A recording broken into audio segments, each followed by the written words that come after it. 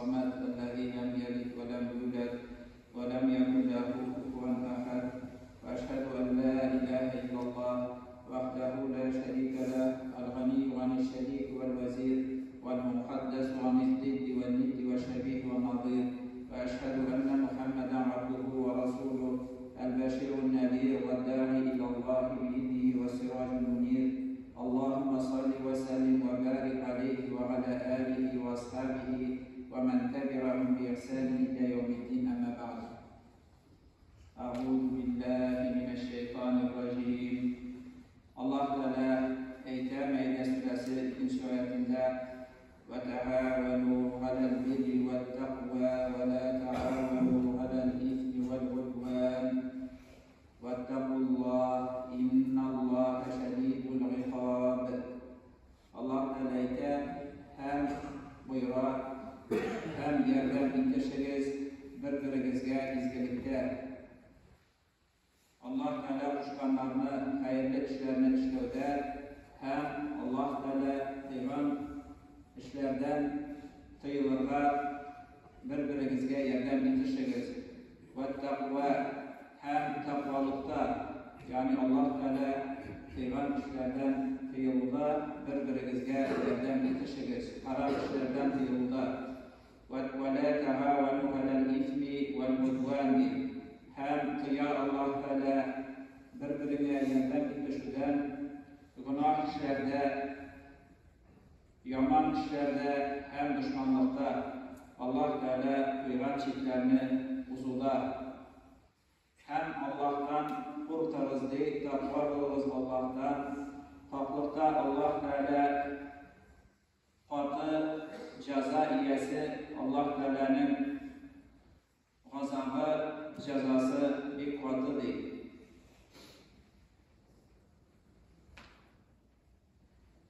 Allah Teala münasuşu işlerde birbirine izgilikte yerden itişu, takvalıkta birbirine yerden itişu hem kilisince yaman işlerde, günahlarda, haram işlerde hem de düşmanlık kılıda, yavuzluk kılıda, zulüm kılıda birbirine yerden itmevde Allah Teala'dan kurtarga kuşar. Çünkü kişilerinin bu Allah Teala kuşkanlarını ütelmevleri hem peygamberlerinden tıyılmavları birbirine zulümlükte, kişi rencitinde, yamanlıkta, haram işlerde yerden itişüleri yeki kilisince birbirine izgilikte Allah Teala kuşkan işlerini ütevde hem de Allah Teala kıygan işlerden birbirsin kıyıda yerden itişmevleri ol Allah Teala'dan korkmav sebepli.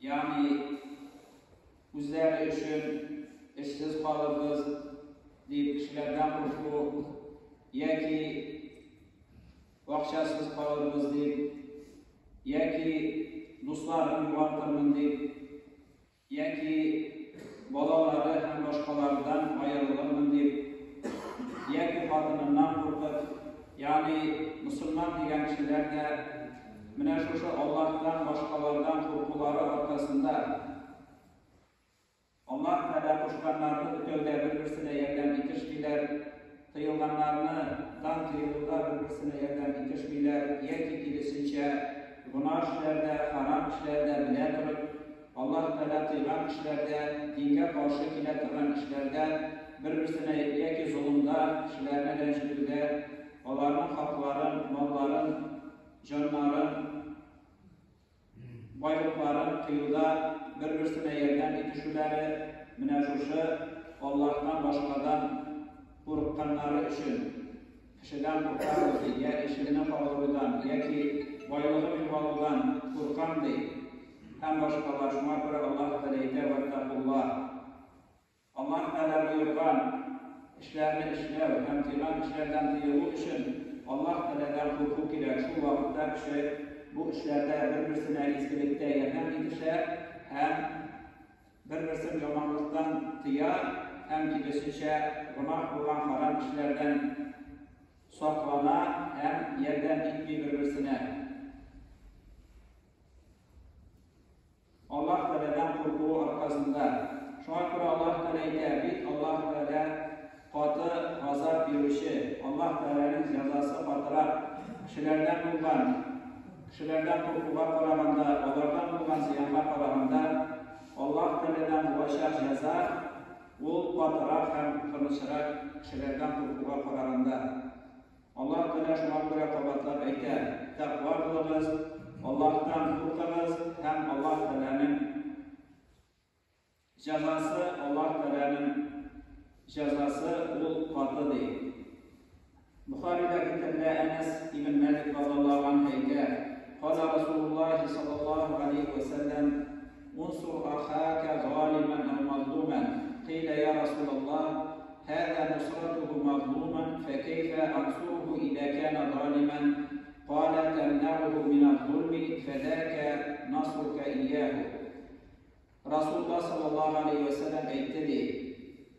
Üzerine Müslüman tuğanına yerdemini bir, yerdem it, ol zalim olsa da, mazlum olsa da, rencetmişi olsa da, rencetilgen olsa da. Hem ettiler sahabeler, ey Allah'ın ilçesi, rencetilgen kişiye yerdem ittiği turunda bileriz.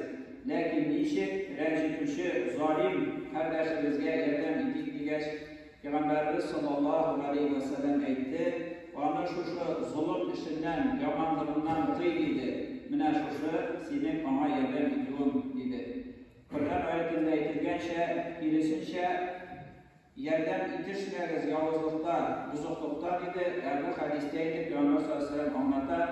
Yerden itişmevine güvel, anı tıydı Müslüman tuğanını yavuzluktan, günahtan, yaman işten, kişilerde rencetilen kişilerin hakkına, onların, malların, canların kıyıda yakın namuslarına tüyde kirisince bu işinden tıy, mine şuşu senin tuğanıma yerden itiyorum dedi. İmam Ahmed getirgen hadiste Peygamberimiz sallallahu aleyhi ve sellem'in sahabelerinden birisi eytdedi. El-mu'minu allazî yukhâlitu n-nâse ve yasbiru alâ edâhum a'zamu ecran minellezî lâ yukhâlitu n-nâse ve lâ yasbiru alâ edâhum. Mümin kişinin ki şundayı hayırlılar, kişilerle birlikte aralaşıp, onların izalarına, yani şu yaxşılıkka duyulda, nişanlıktan duyulda olanı, hem de onlara izgilikte yerden itişüde, şu zulümlerinden tıyıp, hem şunayı günah işlerden saklanıda, hem de kilisince, onlarını yaman işlerinde, yavuzluklarında onlarını yerdemsiz kaldırır. Onlar bilen birge bulmak, mine şu işlerine sabır ediyor, onlardan kilden şefalarlar şunun arkasında. Bu, mındı müminin savabı büyüdürek diyen, ahtamı ecren, kişiler bilen aralaşmışı, üzerine dilim tutup, şu kişilerden izah kurmişı, kişilerden ağırlıklar, cefalar, İntigüller kurmişı, dinin tutup yaşayışıga kararında diyen.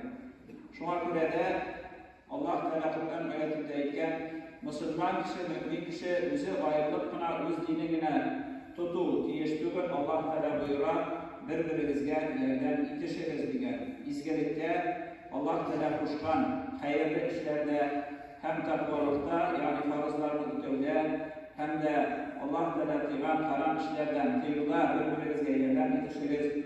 Hem kilisince indi yamanlıklar, günah işlerde kişilerden korkup onlarda yerden itişirden, onlar bilen birge oludan, zalimler bilen saplanırlar bu şey hem diye Allah Teala andı işlerden. Şuşuldu bu için cemiyette yaşıyor diye kişiler bilen aralaşır.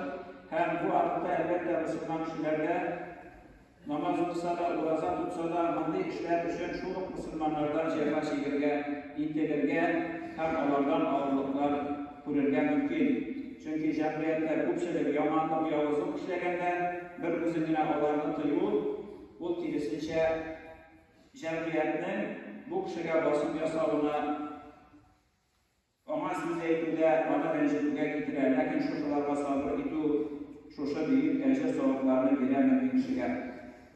Sahih Bukhari'de kitabda Peygamberimiz sallallahu aleyhi ve sellem etti. Men da'a ila huden kana lehu minel ecri mislu ucuri men ittaba'a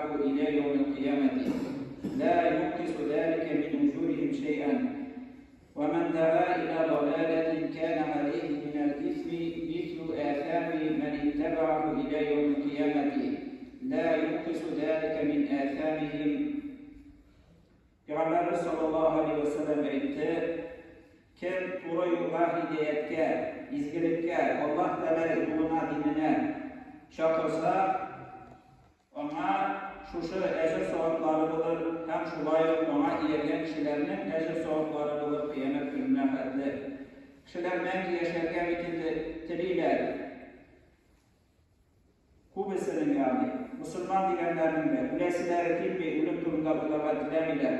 Lakin Peygamberimiz sallallahu aleyhi ve sellem yolu kurseter. Eğer sen izgilikka yol kursetsen, hem sana iyeri kişiler işlese, sen kıyamet gününe kadar yaşayan gibi, kimler şuşu işlerini sana iyeri işleseler, kıyametke kadar devam etse, şu kişilerine kılgan izgi amelleri gibi sevaplar sana balıp durabilsen de, hem kilisince, eğer bir kişi yamanlıkta, ulaşığa, yani buna işe şakırsa, hem ona kişiler iyerse, ona üzerinin günahı bulur, hem kıyametke hatta ona iyergen kişilerin günahları ona bulur, erkeklerinin günahları kilinmez diyen Peygamberimiz sallallahu aleyhi ve sellem. Şuna göre de kişinin amelleri eğer yol kursetse, izgilikler kursetse, izgilikleri, yamanlıkta yol kursetip, yamanlıkta kişilerini iyerse, kıyametke hatta ona iyergen işlerin işlevçilerinin savaplı olsa savapları, günahlar işleseler günahları yazılıp var, hem bu kıyamet gününe haddi yaşayan kişi gibi, ömür kılgan kişi gibi bulaşar. İmam Tabari'de kitabında Ebu Hasan İbn Sahır'dan enne Resulullah sallallahu aleyhi ve sellem kâle men meşâ me'a zalimin liyu'inehu ve huve ya'lemu ennehu zalimun fakat faraca minel İslami. Allah'ın Elçisi sallallahu aleyhi ve sellem aytdi: kim zalim bilen birge yursa, ona yerden itip, onun bilen birge, yani bunda nindi sebebi olsa da, nindigine sebep olmasın, ama yerden itip yürüyken, bu seyirler bitinde şimdi yuvalından kurtar, baylığın yuvalından kurtar, dostların, yeki baylarının, fatınının, bağlarını, yani türlü şunlu kurkular arkasında min ona yerden iten dedi. Peygamberimiz sallallahu aleyhi ve sellem aytdi, şunu bilen durup işlese, o İslam'dan çıktı değil. Vardı kişi İslam'dan çıktı değil. Çünkü İslam dininde vardı eğilir yok. Bu Allah Teala, Allah'a eğitilen ayetteki birbirimizge izgilikte yerden bitişiriz, haramlardan saklanırda, hem de kilisince günah işlerde, haramlarda, hem de düşmanlık kılıda, çiğne uzun kişilerge, yavuzluk kılıda birbirimizge yerden bitişmeyiz diyen Allah Teala'nın ayetine, buyruğuna karşı geliyorlar. O zalimler bilen birge, onlara yerden bitişip yürür. Şuna göre de Peygamberimiz sallallahu aleyhi ve sellem aytken, hangi kişi İslam'dan çıktı deyip. Hem bu sözünü, hak söz, biz şirketine değiştiririz.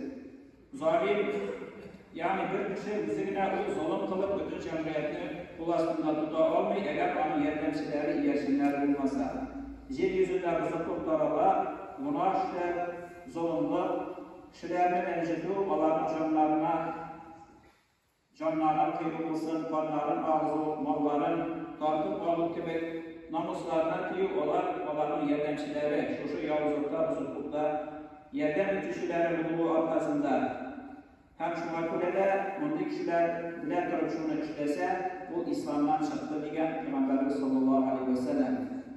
Yani bu bir kurtarıştır. Şuna göre de Müslümanlar birbirine izgilikte, Allah Teala kuşkan işlerini işlevde, şuna hayırlı bulan her bir Allah Teala yaratartırman işlerde, Peygamberimiz sallallahu aleyhi ve sellem kuşkan işlerde birbirine yerden itişu diyiş, yani bu Allah Teala buyurgan, farız olan iş. Hem şulay takvalıkta, günah işlerden saklanıda, birbirisi tiyuda, yokşalıkta şakırıda, hem aşağılıktan tiyuda yerden itişirge diyişler Müslümanlar. Hem kilisince günah işlerde, yani cemiyetteki bütün günahlar, bütün yavuzluklar, zulümler, anamına şuşu, kişilerin birbirine şuşu yavuzluklar, günahlar yerden itişirleri arkasında varlıkta gider. Eğer cemiyet kabul etmese, Müslümanlar mesela buna karşı olsalar, bu yavuzluklar aranmaz idi, günahlar işlenmez idi. Kişilerine kanlara kıyılmaz idi, malları tartıp alınmaz idi, hakları yani müteller idi. Hem düşmanlık kılınmaz idi. Şuna göre de Müslümanlar düşmanlıkta, yavuzlukta, kişilerinin haklarına, mallarına, kanlarına, namuslarına kirden bir-birisini kıyağa deyişler. Hem saflarga deyişler. Şu vakittaydı Allah Teala'nın rizalığına hem Allah Teala'nın cennetine şu vakitte Müslümanlar deyişirken mümkün. Küpler eteleriydi cehiliyet zamanıydı. Cehiliyet zamanı o Peygamber sallallahu aleyhi ve sellem zikredilgençi, Kur'an kitabı ilgençi bulan. Hazır vakitte bir cehiliyet zamanı değil. Bu yoldan yani. Cehiliyet zamanı değil, kişinin erzini Allah Teala'ya kısıtmağında, Allah Teala karşı çıkında, küfürlüğünde. Bu cehiliyet zamanı değil. Hazır fitneler zamanı. Çünkü Peygamber sallallahu aleyhi ve sellem etken şeydi, kıyamet yakınayat sayın fitneler tartışar. Hem bu Müslümanlara karalan fitneler, Müslümanlar arasındadır. Ama bu cehiliyet zamanı değil. Allah Teala Peygamberini çıkardı, Kur'an'ı indirdi, doğru yolda yalan, batıl yoldan ayırdı. Eğer indirilmezseniz dua kılığa iletti, Allahümme erinil hakka hakkan varzukni ittiba'a Allahümme erinil batile batilen varzukni ijtinabahu deyip Ya Allah, haklıkla hak etip göster, yani yüzün tanıp hem amal yerine nasip et, hem batılı batıl etip tanıp hem ondan girar bulup nasip edip Allah'tan sorarlar da gelir. Kişi sözüne kararına böyle. Şimdi Allah Teala'nın rahmeti, nimeti bilen 30 yıldan artık Allah Teala'nın nimeti İslam dinine din tutarga edip verildi. Yani bir cehiliyet zamanında durur. Lakin şu ayıklığa karamazdan Müslümanlar Allah Teala kuşkanlar Peygamber sallallahu aleyhi ve sellem buyurganlar bir raklar kulüsü yürüyler. Namaz kısalarlar, durazan tutsalarlar. Hemenin sebebi indi Allah Teala birgen fırsattan hem şunun arkasında yani faydalı vakit hak sözünü eğitirge Müslümanlar arasında da yeki meşriklerde de kişi kurtargan mümkün. 30 yıllık olay bulmadan olsa lakin Müslümanların dinge gelip de namaz tutup, durazan tutup da, Kur'an tutup da Allah Teala kuşkanlarına biner şurayı izgilikte yerden yetişiriz. Noşarlıktan birbirimizi tıyırız. Yamanlıkta yerden yetişmeriz diyen Allah Teala kuşkanlarını ötemöde hem tıyırlarından tıyırma ortasında hazır zamanda şunday vakit gelip gitti. Fakirme eğitirgede Müslümanlar arasında, Müslümanlarla eğitirgede fayda vakit, fayda kişiler kurtarlar. İmin tügel, iminlik yok yani Müslümanlarla da şanık olmayın. Onların imin buluğuna, Allah Teala kuşkanlarını işitirler hem atağına, seviyene ve atağına işittik hem bu sındıklık biterler diyune, işlevlerine imin tügel. Şoluk meselelerde bazı meseleler olsun. Sonu vakit şundayım, fitneler zamanı diyenler. Elden yedi, kullanmadan sizden fitneler bilmiş var. Eğer mesela fitr sadakası mesela fitr akaranlar, uraza meselesinde mesela. Urazanın da bizden kaderliyiz. Evi babaylar, urak vakitinde rakı bilen urak grubinde koytkaş, bazga düşüp suğunalar idi. Urazaların tutanlar yani, eşliği ağırlığa karamazlar. Hazırki vakitte indi meşriklerde ve koyber dini kitaplarda da koyberlerinin yazıları ağırlıklı tutmasam da buladiken bu indi şeriatga karşı kiletirler.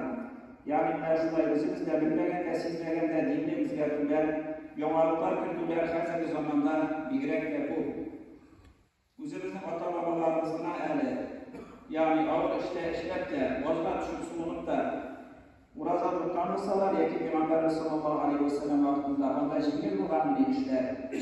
Onda kendisi de bulmanı, başkası da bulmanı. Belki mesela tenne soğutur için onda bitinde 45 gradus mesela istivarlıkta gülegede tenne soğutur için kiyimli yumuşlar tenne soğuturga yaram edigen mesele şunu soranlar.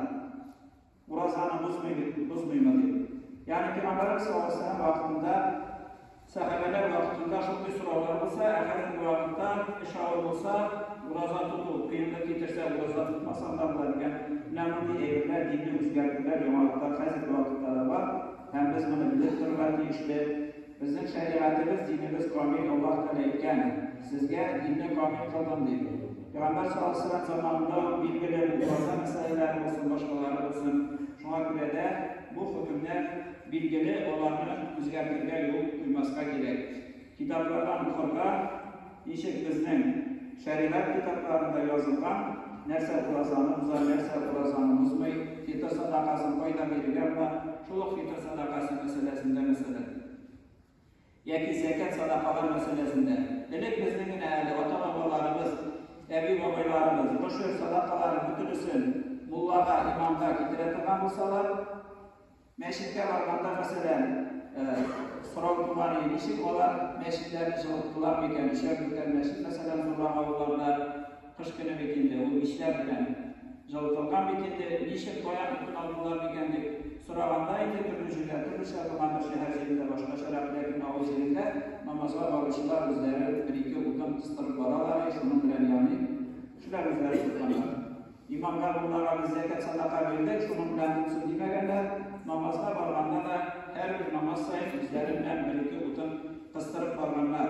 Çünkü onlar bütünüsün Allah ve rizalığı için işlegenler, sonra şutlar değil. Niyetleri dürüst olan eydu, işi tutulan şu akıraların meşritlerde işlegen, imamları da okutkanlar, medreselerde işlegen, hem bütün halkta herhalde olan kurban bilen yürüyenler, kağız tutup yürümegenler. Şistalar olanlar park ürünleri de hem denleri de park şistalılar. Şulay balaşağlar mesela şu vakitte biz hazırlarız. Balaşağlar elik işin olan ise şu meşritlerini mecburiyet yapkançı, şimdirgençi, imamlarını indi sürgünge yapkançı, yeki bitirgençi atkançı, akşam namazından olalar avlularda meşrit yanına jiyilganlar azan etkeni işitir için. Azan etkiliyle yürüp kaytıp ilerleydi. Ata-analarına, evi babalarına azan etkildi deyip iftarga şunun bileninde olan iftar kılganlar. Hazırda vakitte kibirtigi balalar meşritte jiyilip değil, başka jiyillerge yürümegenler. Şuna göre de tigi eliki vakitte ata-babalarından bulan digen söz bu dürüstü değil. Hazırda vakitte meşritler unutulsa da Allah'ın temellerini karasan, Peygamber sallallahu aleyhi ve sellem hadislerinde eğitilgen şeyinde meşritlerini bulup durursun digen, lakin onlar arasında digen kıyamet yakınlaştığında indi. Allah üçün sorgulanatılan yani Allah hakkı için bu kişi yanında günahlar işlevden kurtup duratılan bir kişiler tapılmazsın digen. Yani bir işin usal olan din hükümlerini Allah Teala hakkında saklavda, nıklı, tatıl olan bir kişide tapılmazsın digen. Yani mani kişide başkalar anakları günah işlevlerden ul bardan olsa da saklanatılan hem ul bardan olsa da izgelikler işlerine taşatılan bir kişide tapılmazsın digen. Şuna göre şimdi zamanlarda intergen mümkün. İndi Allah Teala eytedi Peygamber sallallahu aleyhi ve sellem Kutsi hadiste ya eyyuhen nas inna Allaha yaqulu lakum muru bil ma'rufi ve nehy anil munkari qabla en tad'u ve la ujiba lakum fatas'aluni fela u'tikum ve tastansiruni ve la ansura lakum. Peygamber sallallahu aleyhi ve sellem aytgan Kutsi hadiste Allah Teala aytadi. İzgilikka birbirinizni buyurunuz, hem yomonlikdan, nasharlikdan tiyiniz. Shunday vaqt kelganchi, ya'ni agar shulay ishlamasangiz, duo qilarsiz, lekin men qabul etmam deydi. Siz so'rarsiz kerak ayblaringizni, men sizga bermam. Hem siz mendan yordam so'rarsiz, yordam kerak bo'lganda, lekin men sizga yordam bermam degan. Ya'ni musulmonlarning o'zlaridan turib, ularga yordam kelurlar yoki yordamsiz qolurlar. عباد الله أوصيكم ونفسي بتقوى الله إن الله مع الذين اتقوا والذين هم محسنون. بارك الله لي ولكم في القرآن